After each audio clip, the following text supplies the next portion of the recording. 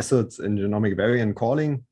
I mean, this is very, very close to my work. I develop methods for variant calling, and I also apply them to various studies. And yeah, I'm actually very excited to present today about this. I'm doing genomic variant calling for more than 10 years and mostly in human genomes, but of course the topic itself actually has much broader applicability. Yeah?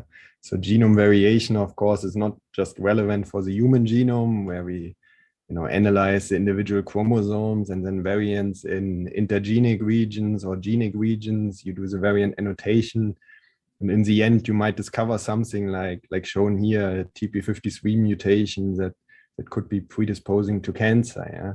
But of course, the whole topic of genome variation goes all the way through with like plant genome, bacterial genomes, or also, of course, viral genomes like SARS-CoV-2, where the questions are again about variants, yeah, where in this case, you maybe find an S gene mutation that increases the virus infectiousness because it changes the spike protein and makes it basically easier for the virus to enter human cells. And although the scale is, of course, completely different, like the SARS-CoV-2 genome is only 30,000 bases, the human genome 3 billion, the actual principles of variant calling are very similar. And these principles I would like to present today. Most of the examples are indeed about human genomes, simply because I'm working mostly with human genomes. So when it comes to human genome variation, then of course you probably have heard about this, that human genomes are more than 99% similar by sequence, but given the large size of the human genome, that means that we still have about 5 million variants, and the great majority of those variants are so-called single nucleotide variants, so single base substitutions, as shown here on the right, as C2G is like point mutated here to a T to A. And these kind of variants we basically want to detect in sequencing data, and I will talk about this today. Then the other issue, or the other thing we need to understand, of course, is the zygosity of the genome. So the human genome is diploid. That means we inherit a paternal and a maternal copy of a chromosome, and this gives rise to 3 states. So we can actually see variants in this homozygous reference state, heterozygous, or homozygous alternative. And of course, plant genomes, for instance, are sometimes tetraploid. So this differs from genome to genome. So this is kind of the big picture that we discussed today. Yeah, so we start, of course, with some tissue sample where we extract the DNA, and then this DNA is prepared for sequencing. We put it on a sequencing machine, and what we get out are these small snippets of genomic DNA. And the predominant sequencing technologies nowadays is still Illumina, where these reads, sequencing fragments here, are usually about 100 base pair long. And then there are 2 options for data analysis, either read mapping or assembly. Assembly is extremely difficult with short reads and also very gappy. That's why that's not really an option, but it is now feasible with long reads, and I will talk about this in the very end. But what we will start with is actually the predominant paradigm that is used nowadays in all the large-scale clinical studies, cancer genome studies, which basically utilizes a reference genome, in this case, a human reference genome, and then aligns the data to the reference genome. Yeah. So the picture you need to have in mind is shown here on this slide. Yeah. So a toy example, of course, the reads are much shorter, so I can put it on a slide. But what we are basically dealing with is the so-called sequencing read alignment, where you have a set of reads aligned to a reference genome. And then these reads can align in forward direction or reverse. That's basically random. And then one important concept, of course, is how deep did we sequence a sample? And that's usually expressed as a coverage value. And that's nothing more than shown here, for instance, for this column of the alignment, where this G in the reference is overlapped by 2 reads. So we have a so-called 2x coverage. And then further down, for instance, this T is overlapped by 6 reads. So we have 6x coverage. Yeah. So when people talk about we sequence the human genome to 30x, what they actually talk about, that on average, every reference position is overlapped by 30 reads. Yeah? And the coverage, of course, fluctuates across the genome. So there might be some areas where it's only 10x and other areas where it's maybe 100x. Yeah. Then, of course, what we are interested in and what's the topic of today is variations. Yeah. So we want to identify positions in the alignment where we actually see something like here an A and then other reads that don't have the A, so it's deleted, or positions like here where we observe and a C and a T. So if we would be now in a classroom, with 30 students, my favorite question would now be, why do we see only half of the reads here supporting the C? And that's, of course, due to the diploid setting. Yeah. So in this case, this is a variant that occurs only on one of the two alleles. And because of that, we only see roughly half of the reads supporting the C. So this would be a heterozygous single nucleotide variant. And the challenge, of course, of variant calling is to distinguish those true variants from sequencing errors. Yeah? So all the sequencing technologies have, of course, a certain error rate. For short read sequencing, it's fairly low, but still it happens. And those sequencing errors, of course, are assumed to occur more or less randomly.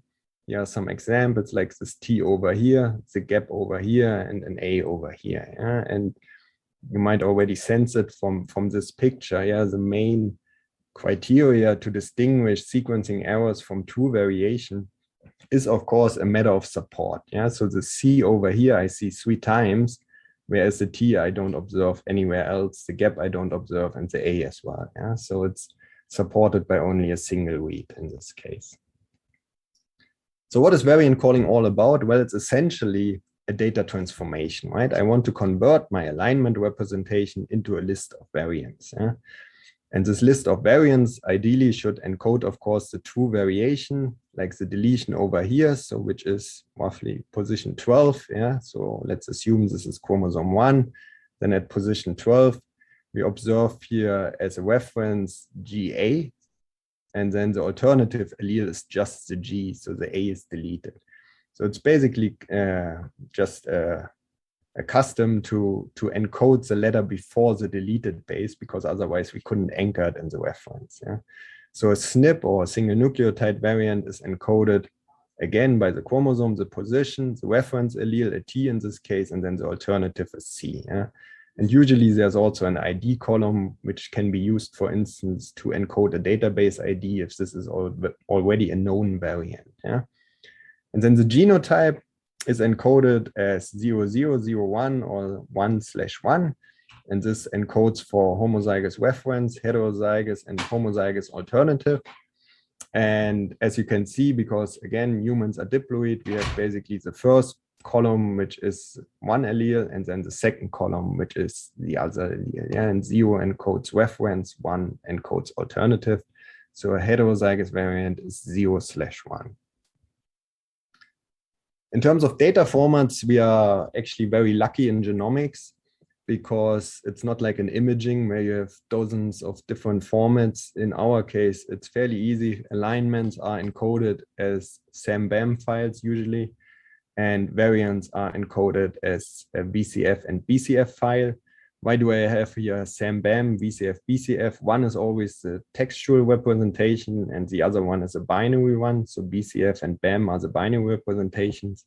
These files can be very large, as for human genome, yeah, and because of that, the tools usually work with the binary files because it's quicker to parse those files. But of course, if you print them out on the terminal or on the command line, then you want to work with the textual representation. Yeah. So we already talked about the table that encodes basically the variants. Yeah. And it turns out alignments are also in a tabular format. Yeah. So each record, each row encodes a read alignment. So we have here, for instance, read 2. Then the flag tells us, is it aligned to the forward or the reverse strand? Is it, a paired end sequencing one, or is there some quality issue? Then, of course, you have the chromosome, the read maps to, you have the position, you have the mapping quality, and then you have a so-called SIGA string, which encodes the alignment. Yeah, so read 2 is just 7 matches, so it's just abbreviated as 7M. weed 4 is a bit more complicated. So you have 4 matches, then you have 1 deletion, then you have 5 matches, then you have 1 insertion, and then you have 7 matches. So it's just an alignment descriptor. So actually a pretty easy format and easy to work with. Yeah. So do you need to worry about converting between text and binary? No, actually not. There are 2 very well maintained tools to work with alignment files and also to work with variant files.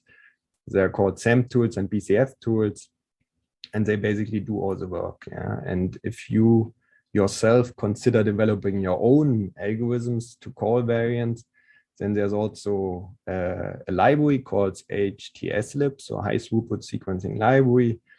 And then you can basically call directly functions to open such file, to read from such files, and so on. Yeah, and there are also wrappers of HTSLib for other programming languages like Python, for instance.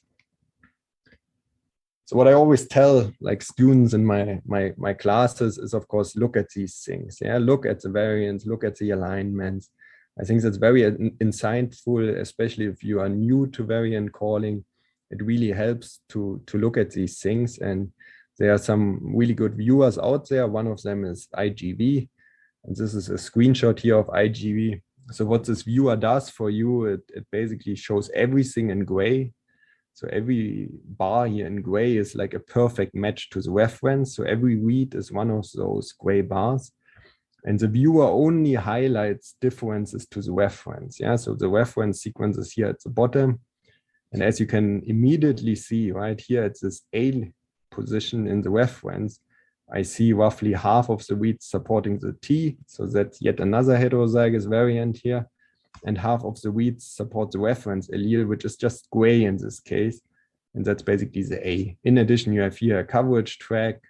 And then you can also, of course, import gene annotation like here, where we immediately see, well, this is actually a variant in an exon of the Notch1 gene. And since Notch1 is reversely transcribed, it's actually a T to A mutation and not an A to T, yeah, because it's on the reverse strand. Then in addition, we of course see other likely sequencing errors, this A over here, T over here. So these alignment viewers are of course very, very handy to look at variants and inspect them manually. So what types of variants we are facing, as I said, in the human genome and also in other genomes, the great majority are usually single nucleotide variants, but that does not mean, right, that in terms of size, they constitute the largest size, because some variants are copy number variants, which can actually be tens of thousands of base pair large. Yeah? So we have these broadly 3 categories. Yeah? So we have the single nucleotide variants, we have short insertions and deletions, where usually 1 to 50 base pairs are either inserted or deleted. And then we have these so-called copy number variants. Yeah, so where large segments of the genomes are deleted, duplicated, inverted, or even translocated in cancer, for instance. Yeah? And there are different methods to discover and genotype point mutations, InDels, and structural variants. And I will now basically walk you through these. Yeah? So the variant calling workflow is very similar for all types of variant. You start with a BAM file, you do the variant discovery, you do the genotyping, and then of course comes the tricky bit where you want to filter the true positive ones. So the true variants, you want to send them to a file, a VCF file, and you of course want to filter out as good as possible the false positive ones. Yeah? So the false positives may arise due to basically 2 reasons. One is, of course, repeats in the genome that make mapping short reads very difficult. And then the other issue, or the other major issue, is, of course, that read mappers need to be extremely fast, right? For human genome, nowadays, you get billions of 100 base pair reads, and those you want to map to a large genome very efficiently. Yeah? And that means these read mappers take 1 read at a time and then map them, right? But they don't know, of course, of all the other reads that map at the same location. Yeah. So what this might lead to is shown here on the left, yeah, where we have this repeat of TTG, TTG, TTA, so a minor difference, and TTG, and so on. Yeah. So if a read just enters this repeat, yeah, what weed mappers will do is they will usually try to map it as one continuous stretch. So you get actually here a single mismatch, which is in terms of the weed mapper, of course, totally fine, yeah, because making actually a gap here of 4 nucleotides sounds worse, yeah, if you look only at a single weed, yeah. And this, of course, leads to errors in this case, yeah, because if I look at this alignment, I actually see a heterozygous deletion here where 4 bases are deleted in, you know, a subset of weeds. I see a heterozygous SNP over here, yeah, because some weeds support the reference, and I see another heterozygous SNP over here, yeah. The truth, of course, is completely different, yeah, because actually all of those weeds that, you know, don't manage to go out of this repeat, they actually also support the deletion, yeah. But of course, you only realize this if you consider all of the weeds mapping to this location, because then you, of course, take also into account weeds that go over the repeats, like this one. It goes into the unique sequence, yeah. And of course, for this weed, it now becomes better to actually align it with a gap instead of doing all the mismatches, yeah. And if I have this knowledge of all of the data, yeah, then I can actually correct the alignment and I get the proper location, yeah. So the truth here is a homozygous deletion over here. So we have a repeat contraction and nothing else, yeah. And luckily, most of the variant calling methods nowadays do this on the fly, yeah. So if they have a candidate variant, they do this kind of local realignment. So the 4 broad categories of variant calling methods for single nucleotide variants are heuristic methods. They are hardly used anymore, so I won't talk about those. Then there are probabilistic methods, machine learning methods, and so-called graph-based methods. And the main idea of the last one is that you don't use anymore a linear reference genome, but instead you actually map to so-called population variants. Yeah, so if you know that a certain location in the genome, there are many different variants in different populations, you put them all into such a pan-genome reference graph, and then you map against this graph. And this, of course, again, improves the variant calling. Yeah. So brief overview, probabilistic methods are usually Bayesian methods. And here in this formula in the lower right corner, D refers to the observed data. G is the genotype whose probability we want to calculate, yeah. And again, in the diploid case, we have 3 settings. So we have homozygous reference genotype, heterozygous, and homozygous alternative. And in order to calculate this probability for a given genotype, for a genotype given the data, we apply Bayes' theorem, yeah, and actually calculate for a given genotype, you know, what is the data likelihood that explains how likely our observation is given a particular genotype. So if I look at this picture up here, right, if I assume homozygous alternative, right, then of course our observation, which is this one, is fairly unlikely. The same is true for homozygous reference. If I assume a heterozygous genotype, well, then this is actually a very likely outcome. Yeah. So that's the basic idea of these Bayesian methods. Yeah. And another approach, which popped up quite a lot in recent years, those approaches that encode the problem basically as an imaging problem use deep learning approaches. So as alignment viewers, in principle, you know, show you a picture, you can of course also use those images to train a convolutional neural network. So here's the idea, yeah, so you have the reference and you have the individual reads. You can see, of course, variants. And now you can imagine that you can encode, of course, all kinds of other features in such images, like quality scores of bases, if the read is aligned to the forward or the reverse strand and things like that, yeah. And then, of course, given some known genotypes from, let's say, prior studies or population studies, you can then, of course, train such a convolutional neural network with all these images. And once you have a trained classifier, you can basically use it, yeah, to identify variants. Yeah. So what then is happening when you call variants, you basically identify candidate sites, you encode them as an image, and then you run it through such a convolutional neural network. And then the network will basically tell you, okay, this is most likely a heterozygous genotype in this case. Yeah. So this is a deep learning approach. And of course, there are nowadays many methods published in all of these categories. Here are some popular ones. just for your reference. So like GATK, Freebase, Strelka2 are probabilistic methods quite widely used, and deep variant would be one of these machine learning methods, and graph-based, there's probably the Dragon pipeline, which is most prominent nowadays.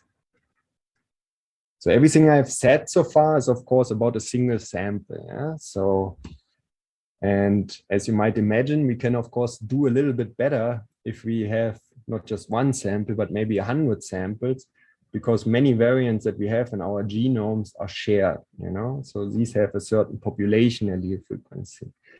And on this slide, I just want to make sure you understand the difference, because this is often mixed up in talks and also in the literature.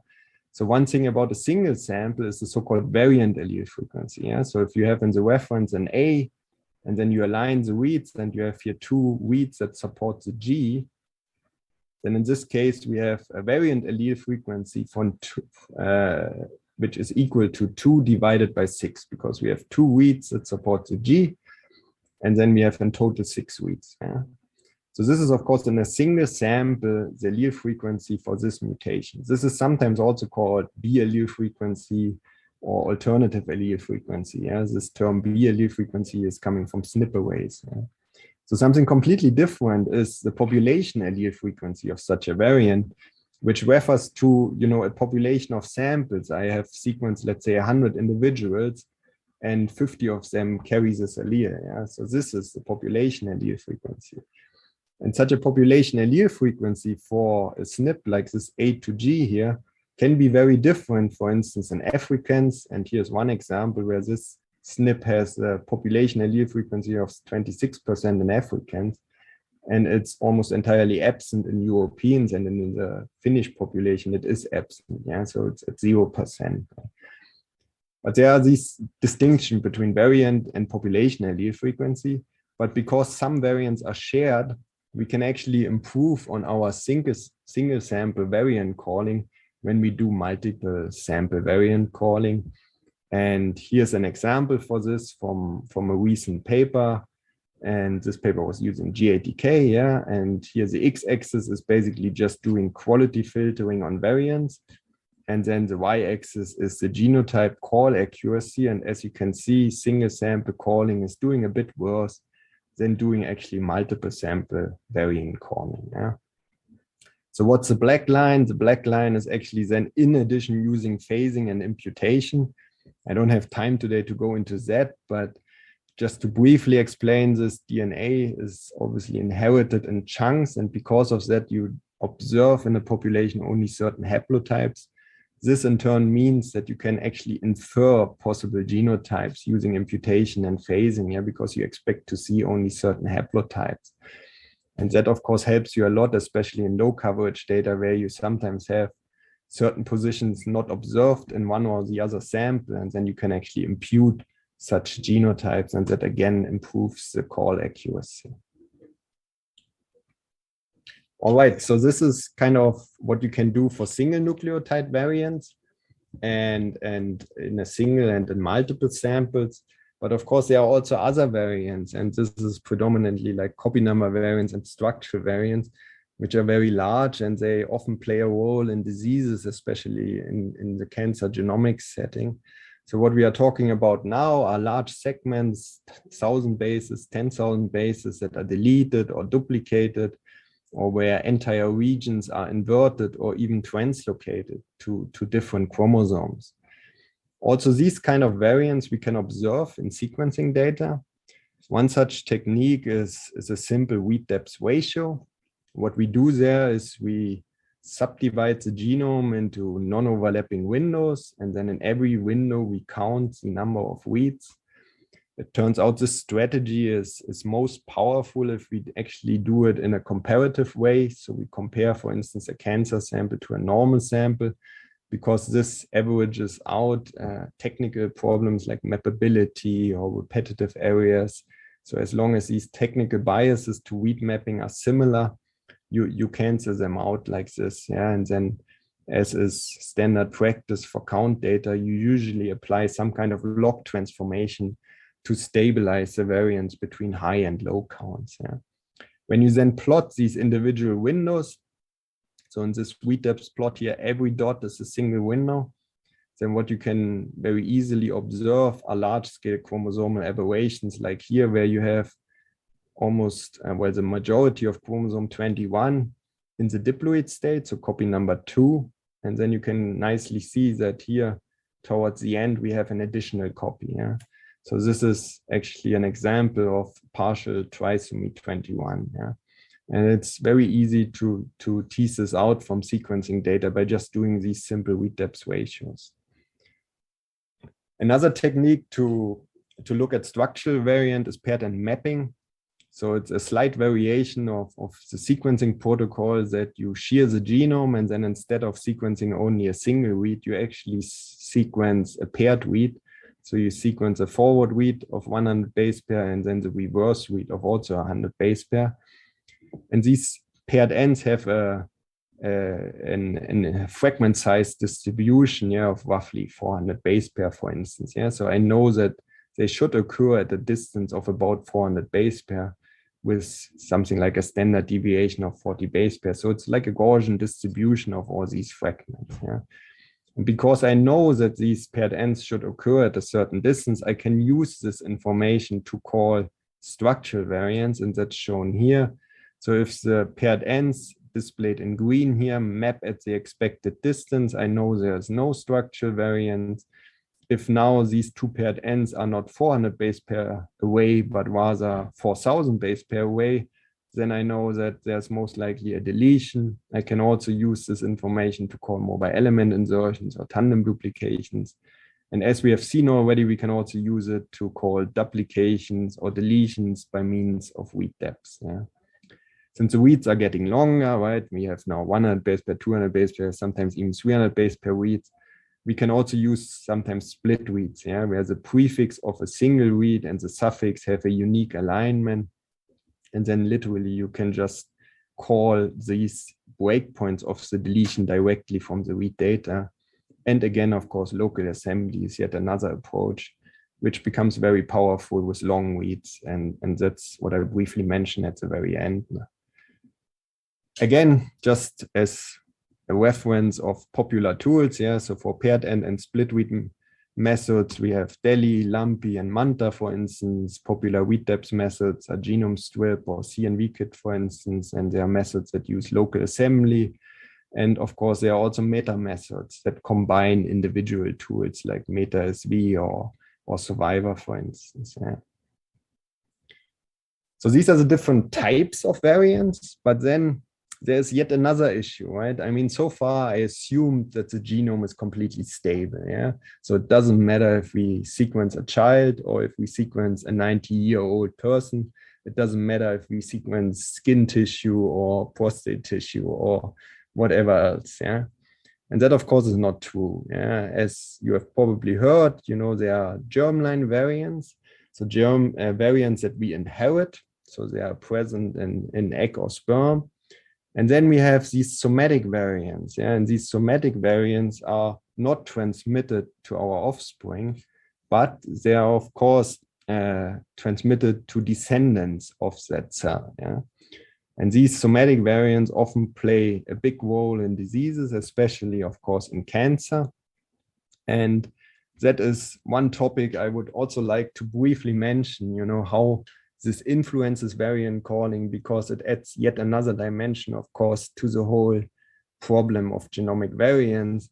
And that dimension is time now, right? Because tumors evolve over time.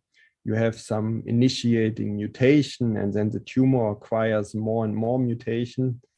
And so it matters when we sequence the tumor. It also matters, you know, at which location we sequence it. Do we sequence a primary tumor? Do we sequence later on metastasis, for instance? And especially for tumor sequencing, we now suddenly have genomes in individual cells which are not identical. Yeah, so it starts basically already with the issue that when we do cancer genomics and bulk sequencing, we sequence a couple of normal cells, so cells that are not cancerous. So we basically see the somatic mutations only in the yellow cells over here. And then these tumors are also very often heterogeneous. Yeah, so we have multiple clones, and then of course these clones have different sizes. Yeah, And yet another thing in tumors, which you cannot assume a priori, is that they are diploid. Actually, many cancer genomic samples or many tumors undergo whole genome duplication. So we are actually facing a tetraploid genome or chromosome aneuploidies. Yeah. So what changes in terms of variant calling is that in the cancer genomics setting, we always do this paired setup. So we sequence a tumor genome and a matched normal. Yeah? So this could be, for instance, a prostate cancer sample, and then we sequence the blood of the same person as a control. We still do the standard variant calling and genotyping, but now we actually have three issues. Yeah? So we want to have the somatic variants. And of course, intuitively, those are the variants we don't see in the control. Then we have the germline variants, which we should observe in both samples, unless the tumor has lost that allele, of course. And then in addition, we still have the false positives that we would like to filter out as good as possible. Yeah? So what's the biggest issue is, of course, tumor heterogeneity. And just to illustrate this problem, right, if I have multiple clones in a cancer sample, so again, here the x-axis is time, we have some mutations that give rise to tumor clones, yeah. And then whenever there is an advantageous new mutation, that clone basically outgrows everything else. And let's assume we sequence here at time point x, then you can see that some of these clones are maybe only 5% of the cells, yeah, like this dark blue one, yeah. What this means in terms of variant calling is, of course, if we even sequence this tumor to 100x, actually this clone gets only 5x coverage. Yeah. So then most of these somatic mutations are heterozygous. So what we actually have is a 2x coverage or a 2x chance of seeing that mutation. Yeah. So what this means is that it basically becomes indistinguishable sequencing errors or subclonal variants. Yeah. So if I look at this T now and have this in my mind here on the left, yeah, I could now argue, well, this T is not a sequencing error. It's maybe, a subclonal variant occurring in that clone. Yeah. And that's, of course, the whole big issue we have in cancer genomics. Yeah. And that's also one of the main reasons why cancer genomes are sequenced very deeply, because of all these issues like purity, heterogeneity, and all these chromosomal aberrations. Yeah. Okay, then moving on a little bit. I mean, we, of course, don't start anew nowadays. Yeah, I mean, sequencing is happening for more than 20 years, and the databases are extremely useful nowadays. And I can only encourage each and everyone who starts such a sequencing project and variant calling to make use of the databases. Yeah, they help extremely in annotating variants and also in understanding variants. So here are some of the most famous ones, like dbSNP, which is an archive of all the human single nucleotide variants. The same exists for structural variants. There's ClinVar, which contains a variation related to human health. There are all kinds of project-specific databases, and this list is, of course, not complete here, yeah, but popular ones are ones on genomes and Genomic. And of course, you also have disease-related databases like Cosmic, where you have all the somatic mutations in cancer and annotations for genes if they are tumor suppressor or tumor oncogenes. And that, of course, helps a lot in interpreting variants. Another way, of course, to interpret variants is to make use of gene annotations. Yeah? And again, there are many tools out there for this process. Popular ones are VEP, the variant effect predictor, from EMBL-EBI, there's ANNOVAR, and there's also SNPF. What these tools do is they give you the context, right? I mean, I go in with my A to G mutation, which doesn't tell me much, yeah? And then these tools, of course, will tell me, this A to G mutation is occurring in a regulatory region, maybe even a transcription factor binding site. If it's occurring in a gene, they will tell me, it's exon 2, 3, 4. It's affecting a position where it's a missense variant in one of the transcripts, or it's maybe a stop gain or a frame shift variant, or a splice donor or acceptor variant, and all these other things you can read on the slide here. And this is, of course, very important for disease-related projects where you want to interpret variants and understand the gene consequences and the consequences on the protein. Yeah, and this helps to filter and prioritize variants. Yeah. To put this all into context, I picked here one study we did a well, almost 10 years ago. And this is a very classical process you would follow for a rare disease study. In this case, it was a patient of severe immunodeficiency. We did whole exome sequencing, so a targeted approach. You start with very high coverage and you do this single nucleotide variant discovery. And as you can see in the beginning, you have something like 18,000. That's of course way too many. You cannot send 18,000 variants to a clinician in addition without any annotation, right? Because it doesn't make any sense to them, yeah. And of course, if you now bring in the annotation, like the gene annotation, you can already filter for likely functional variants, like non-synonymous ones, which is still quite a big number, yeah. But then in this setting for rare disease, you can of course filter out all the variants that occur frequently in the population, because if they are frequent, they cannot cause a rare disease. Yeah? And that helps of course a lot in filtering this down to something like 100 or 300 variants. Yeah? And then of course you bring in the biology. So in this case, you know, the pedigree suggested that it's a rare variant where both of the parents are most likely heterozygous because they were actually related here. And then we expected the patient to be a homozygous carrier. And that helped us a lot to filter it further down to really only a handful of variants. And that's then, of course, something, you know, you can share with your medical collaborators, where you then have a list of variants that is annotated with the genes, with the consequences, with the population frequency. And that's, of course, something they can work with. And if you are lucky, they can quickly identify potential causative variants, like in this case. Yeah. All right, so very last topic, and then I want to wrap up. And that's now this topic about long reads. So how do long reads basically change the game of variant calling? Again, I mean, because this is such a short webinar, only 1 hour, I mean, long reads by itself could be a course on its own. But what can you do with long reads that you cannot do with short reads? So one thing is phasing. Yeah? So far, we talked about homozygous and heterozygous variants, but of course, for heterozygous variants, we are facing the question of which allele actually co-occurs with another allele on another heterozygous variant. Yeah. So in other words, if I have here a heterozygous variant C to T, yeah, and over here I have on one allele a T and on the other a G, then with short reads, I can actually not tell, you know, if the C is on the same haplotype with the G over here, or if it is on the same haplotype with the T. Yeah. And the reason is that I don't have the length. Yeah, I have only 100 base pair reads, and the sparsity of heterozygous variants in the human genome actually make it almost impossible that you co-observe those variants on the same read. Yeah. So the average distance of heterozygous SNPs is something like 1,000 base pair, a bit more. Yeah. And that's, of course, too far away. And that's why we don't know. Of course, there are statistical phasing approaches because of populations, as I mentioned before. But with long reads, that's a completely different game, yeah, because long reads usually have a length of over 1,000 base pair. So usually a median read length of something like 5 kb, 10 kb, depending on the protocol, if you use Pacific Biosciences or Oxford Nanoware Technologies. But what is common to both technologies is that the read length distribution has a very, very long tail. Yeah. So every now and then you get reads that are 10,000, 20,000, or even 100,000 base pair long.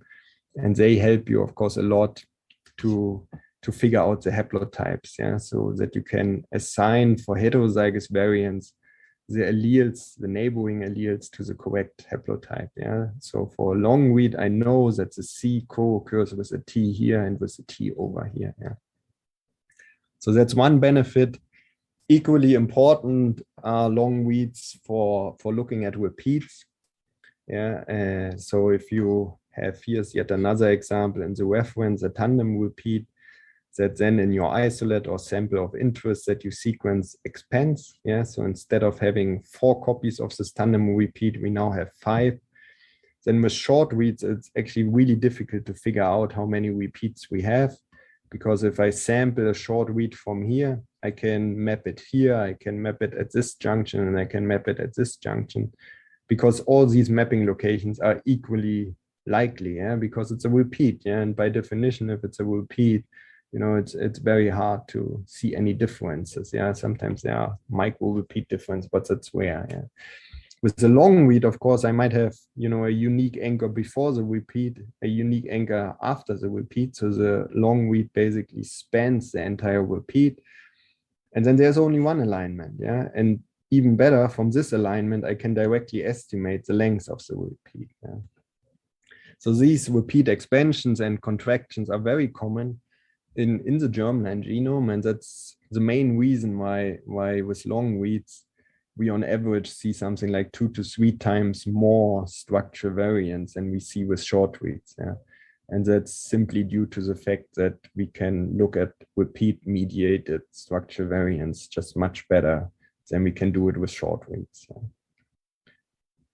So another great benefit of long reads, again, now talking about cancer, is that those reads enable you to look at the cancer genome structure. Yeah? So if you have repetitive rearrangements, like some kind of telomere fusions or rearrangements that involve repetitive loci, you need long reads. Yeah? Another typical example are things like these complex mutation processes, like templated insertion chains, yeah, where different parts of the genome are chained together somatically, and each segment is something like 100 base pair to 1 kb, and then they are chained together. With short reads, you can only very, very indirectly infer the architecture of such events. With long reads, of course, again, you might be lucky to fetch a very long read and it explains everything. Yeah? And you basically know the order of these segments and also how everything is arranged. Yeah?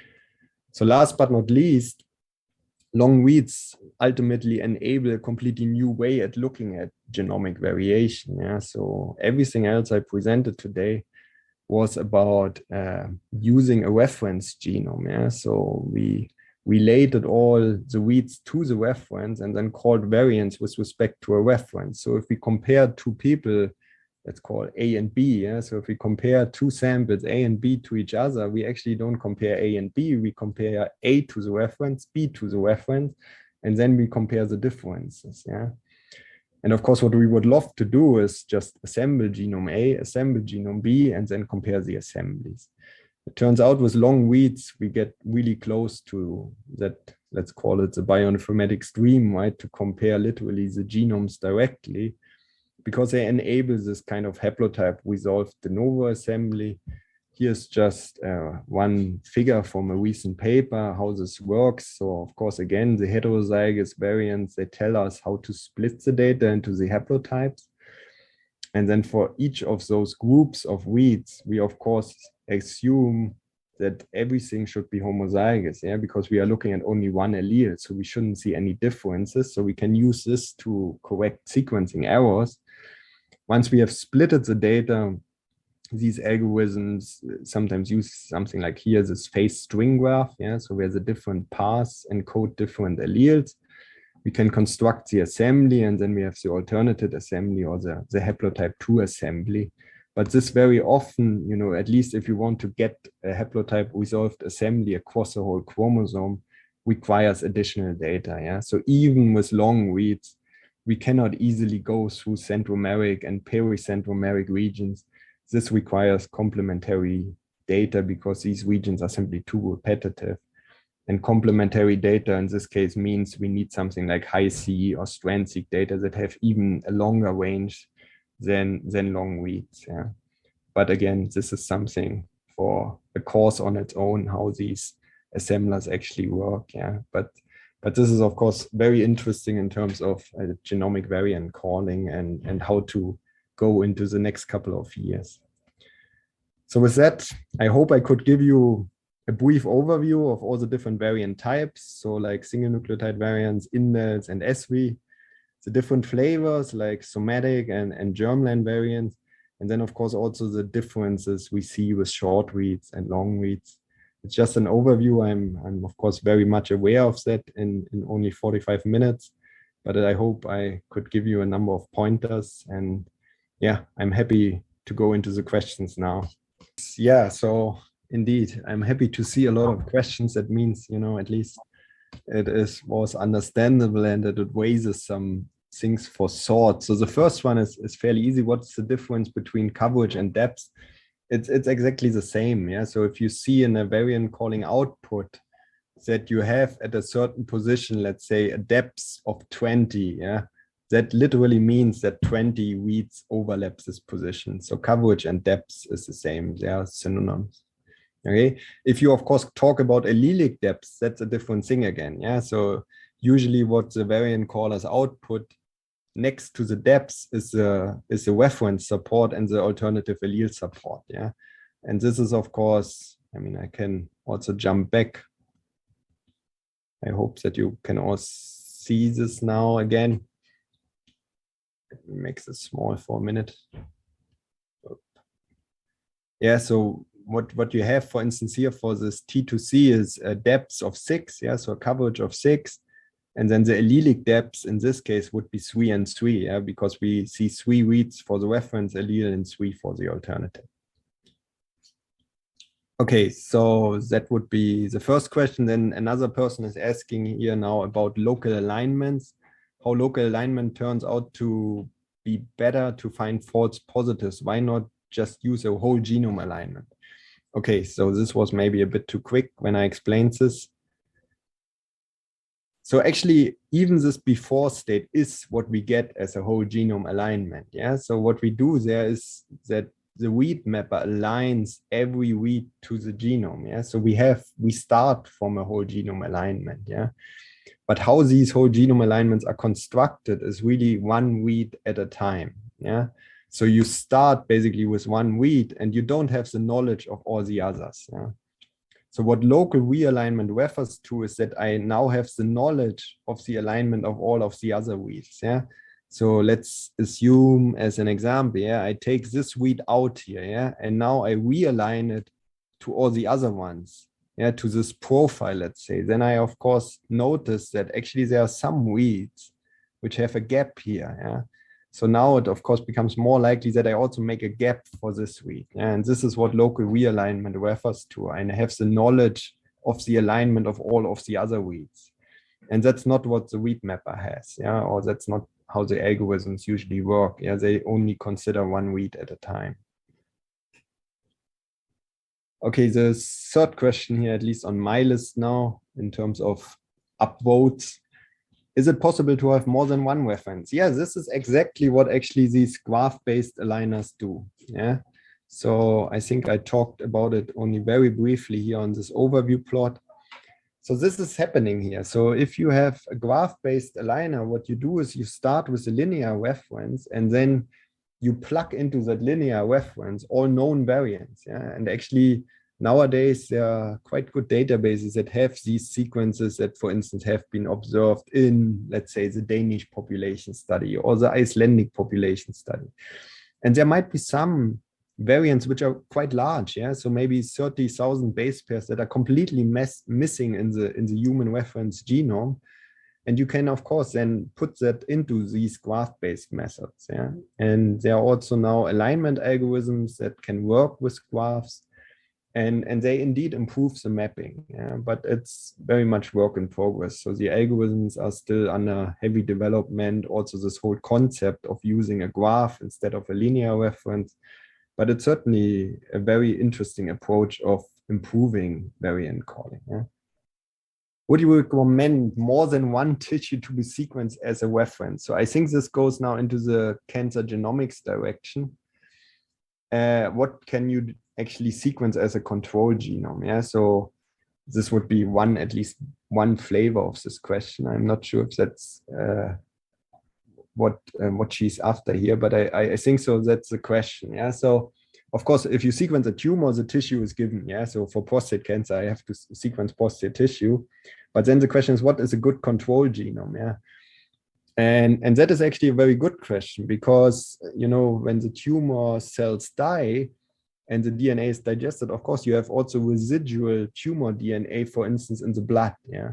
And that's the reason why sometimes people prefer as a control genome to rather sequence skin and not blood. Yeah.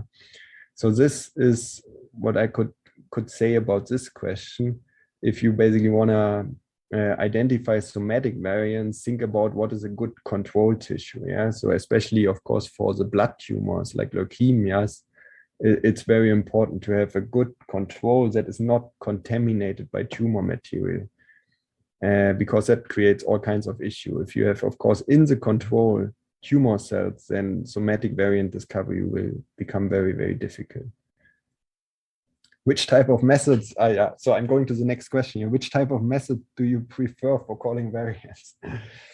Well, I might be a bit biased here, yeah, because I'm, of course, here at EMBL, academic institution, and we try to make everything public and freely available.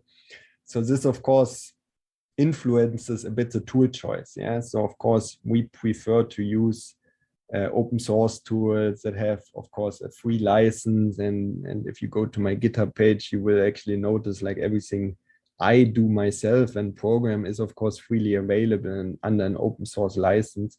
So that's why we have little experience with commercial tools. Yeah. So proprietary tools I cannot really comment on, but what I prefer is indeed the open source tools. So for single nucleotide variants, we frequently use Freebase and also Strelka. For structural variants, of course, Deli, because we developed this ourselves, but also Lumpy is very good. And in one-cell genomes, we use genome strip for copy number variants.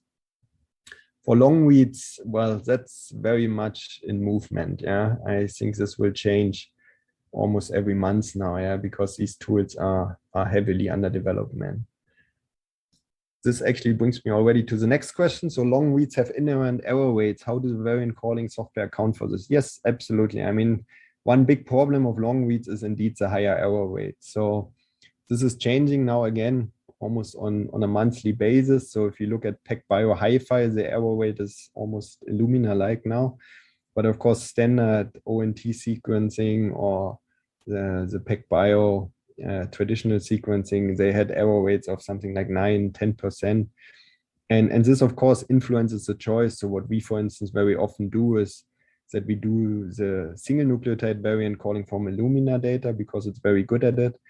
But when you then want to do structural variants, we bring in the long reads, yeah, because therefore the repetitive structural variants, and also especially in cancer, when it goes to complex variation and what I talked about, these templated insertions and fusions of genes, there, of course, the long reads are really good. And these tiny differences, because of the higher error rate, don't bother you much because you still get the structure of the events.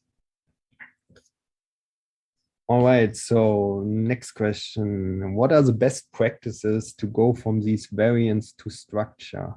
I'm guessing giving deep variant AlphaFold are from the same parent company. There might be a work in progress to bring them together. So how to basically model variants on the protein level. Yeah, I would say that's a bit beyond not only my expertise, but also beyond this webinar. I think it's a very interesting question, yeah. And it's, of course, one of the most challenging problems. I mean, if I think about cancer, for instance, yeah, where you have all these missense variants, we always have a big trouble, you know, is this now, you know, a driver variant? Is this now a passenger variant? And of course, I mean, AlphaFold is very exciting in that regard, yeah, and also other approaches. But yeah, I think I'm not the definite expert on this modeling of mutations, yeah. What else do we have? In case of variant calling in haploids, you can detect population polymorphisms. How do one differentiate the polymorphism and heterozygosity in case of diploid samples? Okay, I'm not entirely sure if I fully understand this question. I mean, what we do is, if we have a project like 1,000 genomes, we of course integrate the variants and across all the different samples, and that gives you a population allele frequency. So heterozygosity is, of course, now a feature of the different genomes. Yeah, so in humans, we have a certain heterozygosity rate, and that is higher. For instance, in Drosophila, you have a higher heterozygosity rate. So that's just the frequency, how often heterozygous variants occur. I'm not sure I fully understand this question, to be honest. Maybe this needs to be a bit more precise. So I will move on to the next one because I'm not really sure what is asked there. How could we reduce false positive copy number variance based on some machine learning approach? Overview of the process. Yeah, so it's absolutely true. I mean, I simplified it a bit for this lecture here, or for this webinar, that there are hybrid methods. So let's say you call copy number variance based on read depths, maybe some probabilistic model like a Gaussian model for the different read depths distribution, and you get copy number variance. And then you want to apply later on machine learning. So one strategy, for instance, would be indeed to annotate them with as much features as possible. Yeah. So if I think about copy number variance, I would of course annotate them with the read depth, with how much the coverage fluctuates within the copy number variant. I would probably annotate, of course, the chromosome and the regions where they occur and so on. Then again, you go to known copy number variants that have been called in Genomic or in 1,000 genomes. And then you can train a machine learning approach, based on these copy number variants. It's an effort, no doubt, because it's large sample sizes. But once you have such a trained model, you can actually use it, and then apply it on some clinical sample you got from your collaborator, for instance, and actually rank the copy number variants, how credible they are, And these kind of machine learning approaches are actually used also in practice. I mean, even if you look at the Genomic calls that they, for instance, applied exactly these kind of machine learning approaches to filter variants and to rank them. Yeah, so here's yet another question to copy number variants, how basically GC and other issues affect the detection of copy number variants. It's true, GC is a big problem, but actually most methods use some kind of GC correction. So either fragment-based GC correction or window-based. So that's, I would say, more or less standard practice. And again, it's a good idea. I mean, you can, of course, also include this into a machine learning classifier. So the GC content of the region, the mappability of the region, so all these features. So what you compute is in essence for every copy number variant a feature table, and then you use this to train a machine learning model. I think that's pretty standard practice, and a good idea. There are lots of tools for calling CNVs from germline whole exome data for precision and accuracy. Do you have any recommendation? Okay, so I think there are two sides to this question, right? So first of all, whole exome data for copy number calling. I know there are many tools, but our experience is actually quite tricky, because you have this capture bias. And yes, one can do it, and it turns out to be not so simple, I would say, especially for the smaller copy number variants. So in general, for structural variants and copy number variants, whole genome data is much, much better. So if your primary aim is copy number variant and structural variants, I would recommend really using whole genome data. And then in terms of precision and accuracy, so I'm not sure, maybe this question is about benchmarking, which is indeed something I didn't talk about because of time. But if you are interested in comparing tools or benchmarking tools, indeed, I mean, Genome in a Bottle is actually a good resource in terms of benchmarking the different tools. There's also this FDA challenge, or recently there was an FDA challenge for precision variant calling. So every now and then you see these benchmarks and how the different tools compare to each other. And of course, you always need to look very carefully at the settings. So for instance, if you, of course, are interested in somatic variants, then Genome in a Bottle is not useful, because they are looking there primarily at germline variant calling. But then again, there are other benchmarks that actually look at somatic variants. I'm trying to think of one now. I think recently there have been a couple from this, I hope I remember it correctly, SEC-C2 consortium, I think, where they sequenced the breast cancer cell line and then a control genome very deeply and applied all kinds of variant callers and then put it out as a benchmark. Do you consider mandatory to remove PCR duplicates? Yes, that is definitely useful, because otherwise you call actually just duplicates as variants, and that doesn't make sense at all. I mean, that should be done. And if possible, or this even works better with paired end sequencing, because you have additional variability from the insert size distribution. So actually finding these PCR duplicates is easier in paired end data. There are, of course, some boundary cases here. So if you think about amplicon sequencing, for instance, yeah, then removing PCR duplicates is sometimes a bit tricky because you are oversampling a very small genome. Yeah. So this is, for instance, for corona sequencing, yeah, where you have only 30,000 bases and then generate 1000x coverage. Yeah, then just by chance you would expect the same positions to occur multiple times. So you would incorrectly flag reads as duplicates. Yeah, so that's one of these boundary cases, but otherwise always remove PCR duplicates. Yeah. How wise is it to use GR37 nowadays for variant analysis? Yeah, a hot question.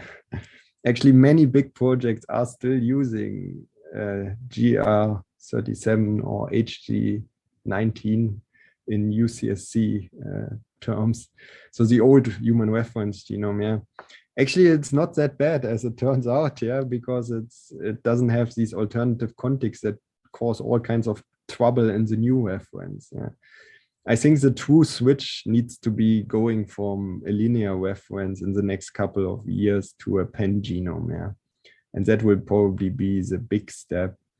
HG19 actually turns out to be, in our experience, still fairly useful, yeah, because all the annotations are there. Also, some of the bigger projects have used HG19, so you don't need to do any leftovers and any recalling.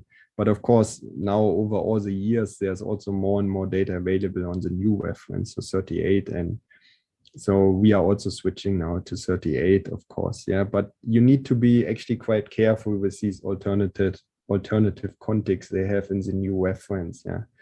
So for instance, if you use BWA for mapping, you should use this BWA kit, because otherwise you get strange alignment qualities in those regions where you have multiple contigs.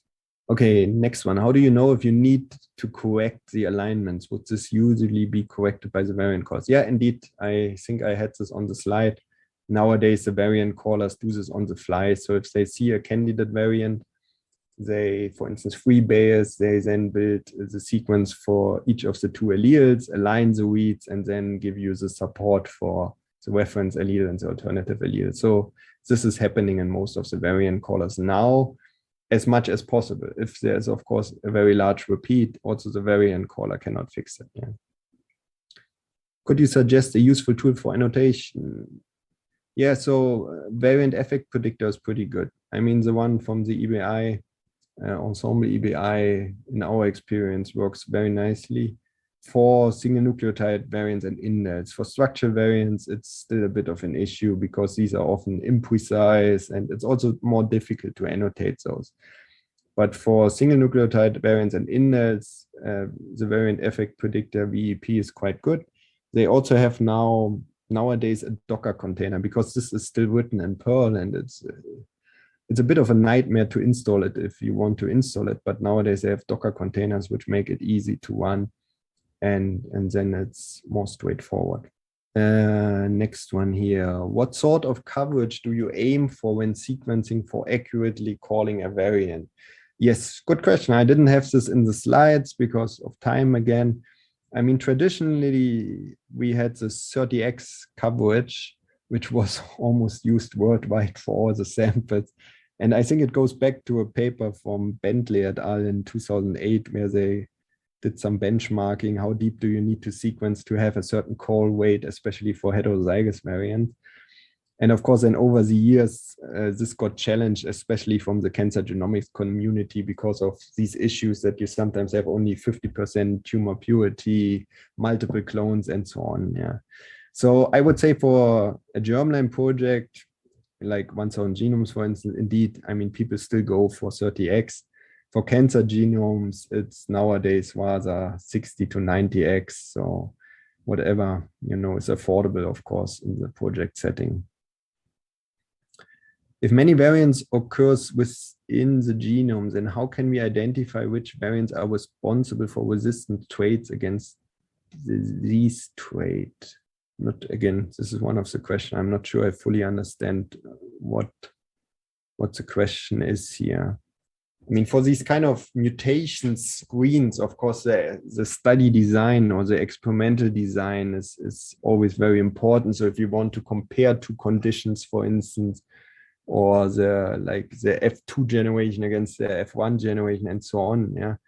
I mean, I can only recommend very generally now to think about the study design, you know, what kind of samples would give you the answer you are looking for, and how you control for certain covariates. Yeah, so if I want to compare two traits with each other, make sure that the groups do not differ in other, you know, categories. Yeah, because these covariates are, of course, always a problem. Yeah, so of course, if I, you know, what is a simple example, for instance, yeah, if I want to compare, for instance, two tumor types with each other, yeah, then of course I should make sure that not at the same time I compare, for instance, females against males or something, yeah, because then maybe what I see is not just, you know, variant differences, you know, between the two traits, but also between just female and male, for instance. Yeah. Okay, in your early slides, references T and weeds are T and C. You said 6x coverage for this position, 3 times T and 3 times C for the same position. If weeds are all T, this is also 6x coverage. So what is the difference for having different bases for the same position? For example, when reference is G, we observe weeds for 4 weeds. I think this is just a bit of an understanding problem. So let's go back to this. Okay. So again, it also goes into this direction of coverage. Yep. So this one here, yeah. Okay, so this was now an example, yeah, for human genome. We are diploid, and again, this is of course a toy example, so I can put it on a slide. So in a real setting, what we should imagine here is that we have not 6 reads, but something like 30 reads overlapping this position. Yeah, so this would be the standard 30x sequencing. Now the question was about, you know, what happens when we see all kinds of different nucleotides here, which of course can be the case, for instance, in a tetraploid organism, yeah, where maybe, you know, in certain positions we observe not only 2 different nucleotides, but 3 different nucleotides. The same, of course, can happen in cancer, where, you know, just by coincidence, where maybe somatic mutations co-occur at the same site, but in different clone. Yeah. And of course, I mean, the more I want to disentangle, let's say, these kind of alleles, the deeper I need to sequence. Yeah. And, you know, the argument is always the same. I calculate the variant allele frequency. Yeah. So in this case, I have 50% supporting the C, 50% the T, which of course makes perfect sense for the diploid setting, where I would expect that 50% support the reference allele and 50% of the reads support the alternative allele. In a haploid species like the SARS-CoV-2 genome, yeah, and this RNA virus, I'm in a haploid setting, so I would expect that I see only 100% always for one or the other nucleotide. And then again, I mean, you can make this arbitrarily complex, yeah. And as I said, in tetraploid species or genomes, you can even have more complexity, of course. Okay, well, the next one is actually, well, maybe I take this one. What is variant genotyping? Yeah, so because there are these 2 things, yeah, so you discover a site. So I know, for instance, that this position is a variant, yeah. But that, of course, doesn't tell me, is it now homozygous alternative or is it heterozygous? And that is genotyping. So genotyping turns a variant into, you know, heterozygous or homozygous alternative for a diploid genome. Okay, good.